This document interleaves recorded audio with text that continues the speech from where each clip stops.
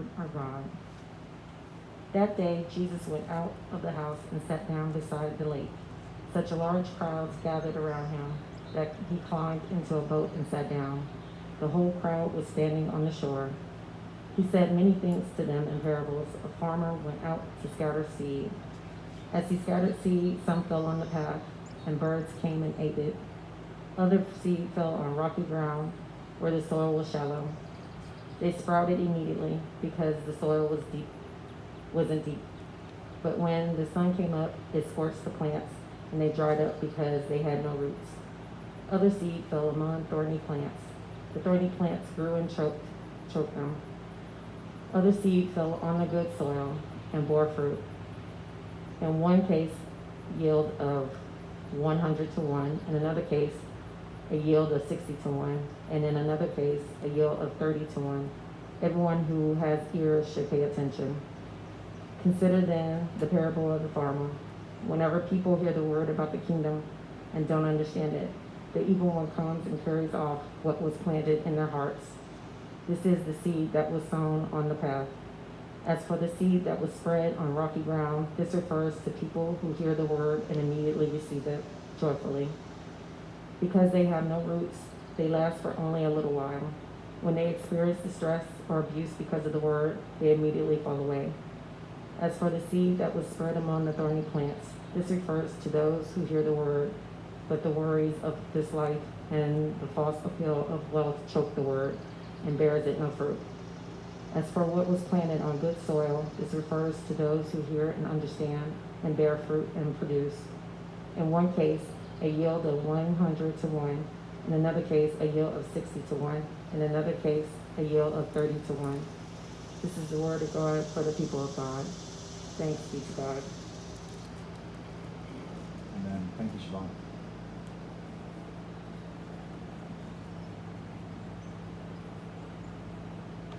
I once went on a mission trip with my youth group, and this was when I was the summer between my junior and senior year of high school. We went to Juarez, Mexico.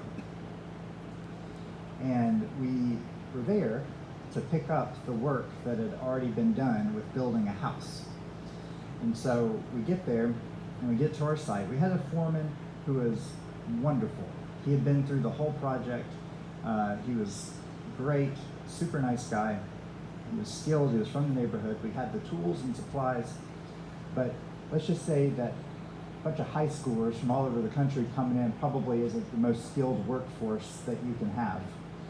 And so things were pretty wacky with that build. My youth group's job was to put a roof on top. And it had been started weeks earlier with all these different groups. So we get up there and we start hammering. We start doing what we're supposed to do. We take this piece of wood and hammer it into this piece of wood. We work and we work and we work, but we cannot get this roof to line up correctly. We work for a day or half a day, it's crooked. So we go back and we correct it and fix it and do everything that we can. It's still crooked. We did it all week. We worked on this roof and could not get it to line up. We couldn't get it leveled where it needed to be. And it ended up that we got something on top, but it wasn't right. We all knew it. I asked our guide why we couldn't do it, and he pointed at the ground. And he said, the foundation wasn't right. And so nothing in this house can be right. In a stunning display of misleading or mixed metaphors, it is when we forget or misremember our foundation that it completely sets us off course. The foundation of the church is Jesus Christ. We sang that this morning, but we often forget that fact. We want the foundation of our church to be what we always remember about church. But the foundation of our church is Jesus Christ, who is still alive and still with us, walking alongside us as we continue to find our way. And Jesus this morning teaches us in parables. This morning you heard one of Jesus' most famous parables, the parable of the sower. But since a particular experience of mine, I've since started to call this the parable of the terrible farmer. Because one Sunday I was preaching this parable to a small rural community and congregation. I confess, I don't know that much about farming, about planting and growing things. And I was talking about how all the people in the congregation probably could interpret this parable better than I could because of their experience. And I remember saying these words, I really want to learn how to do that. So on Monday, I was having my coffee. It was about 7:30 in the morning. And I look out the front window of the parsonage and a giant tractor is pulling up the driveway. The driver didn't stop, hop out, come to the door, or say anything. He just drove around to the back of the parsonage and dug up the entire backyard. And he drove away. I knew the driver. His name was Thomas, and he called me after he drove away and he said, "You said yesterday you wanted to learn how to grow things. So I started a garden for you. Kathy, his wife, will be by in a little bit, and she'll take you to get your plants." And sure enough, 30 minutes later, here comes Kathy. She picks me up, takes me to a farmer's supply store, asks me what I want to grow. She told me what to get. We got all these plants, we got all these seeds. We drove back to the parsonage, we unloaded it all. She said, "All right, Thomas will be by later to help you plant it." Sure enough, here comes Thomas. Now in a work truck, the back of it packed with all kinds of supplies. And we go out back, and I remember Thomas doing this, and he meticulously laid out this garden. He knew where to plant things, what things needed to be next to something else, how much space was needed, how big things were going to get. He took stakes and pounded them in different spots and put lines of string up and down so he could be sure that everything was lined up neatly. He had this machine that was a seed spreader, and it wasn't a spreader, it was a seed planter, and it had different wheels that you could put seeds in, and as you rolled it along the dirt, it plopped the seeds at the right amount of spacing as you go. We worked all afternoon, and he told me everything I need to know. He told me about water, he told me about weeding, he told me about pest control, he told me about sun.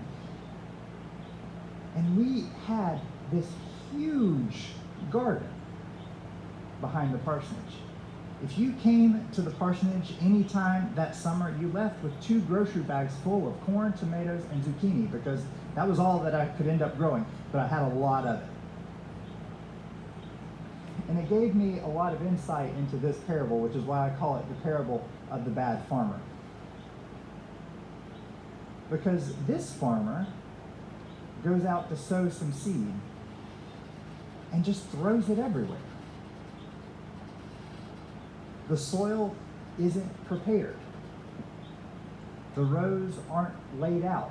There's not a plan.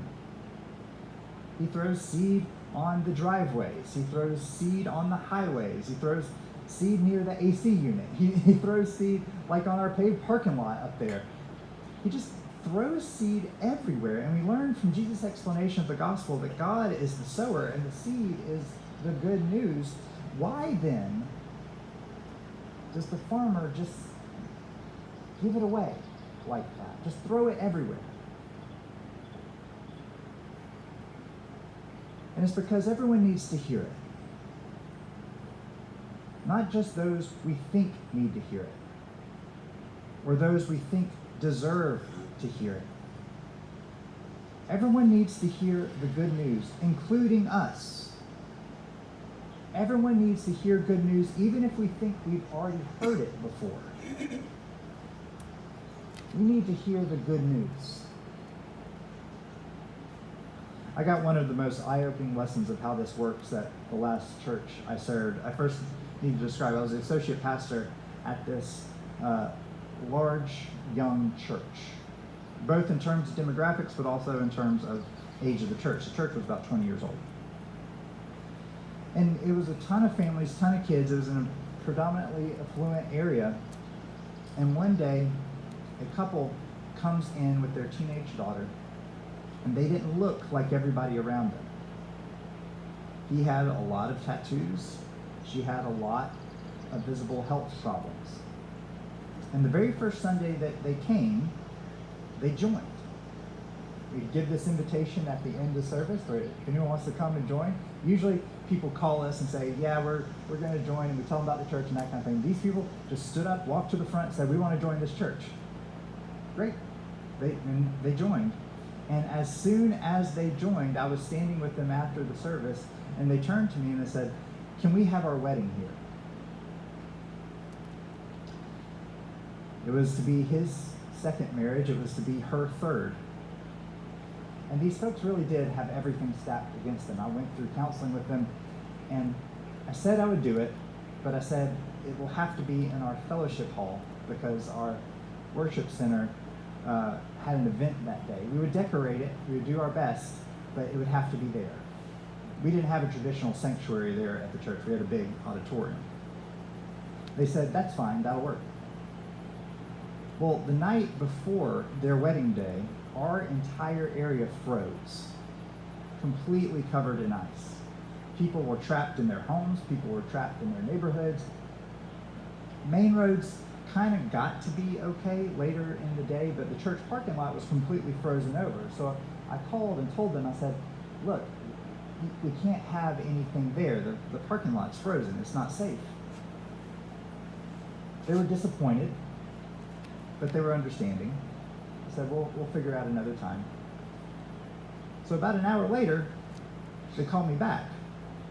And they said excitedly, the place that we were going to have our reception has opened because things have warmed up and main roads are open. Can you just come there and do our wedding? And I'll admit, I didn't want to. I was warm and cozy on a Saturday with my family.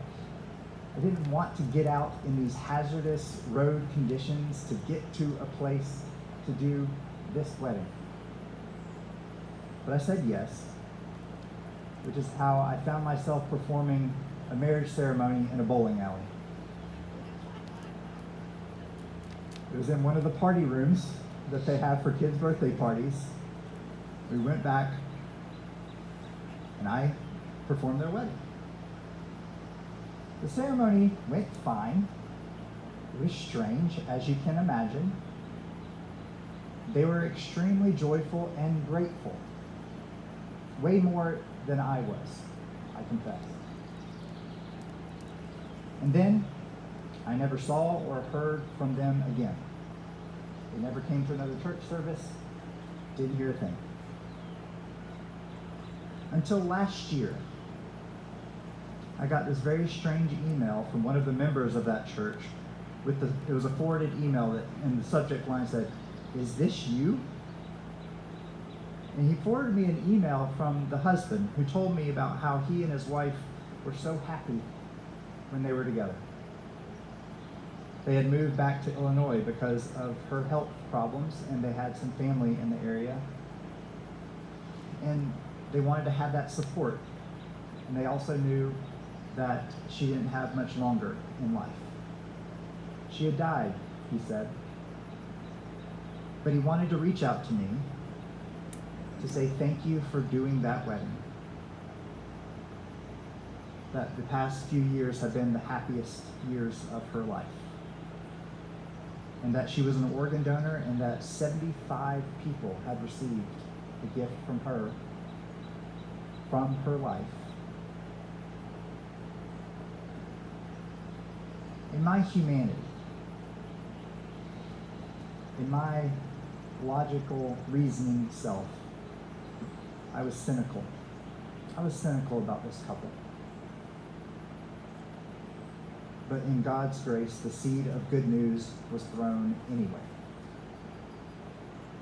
We are in a time of uncertainty where steps are taken, rolled back, misstepped, false starts, openings, closings, with pressure on what or what not to do.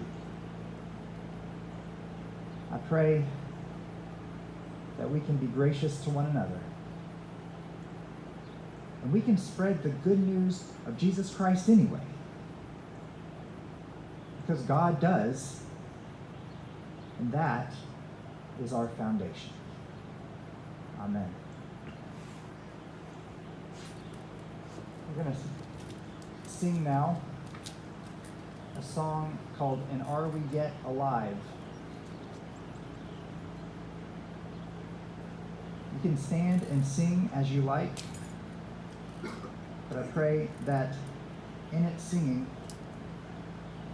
that we can come together and know the life that we have inside of us. Let's sing together, "And Are We Yet Alive?"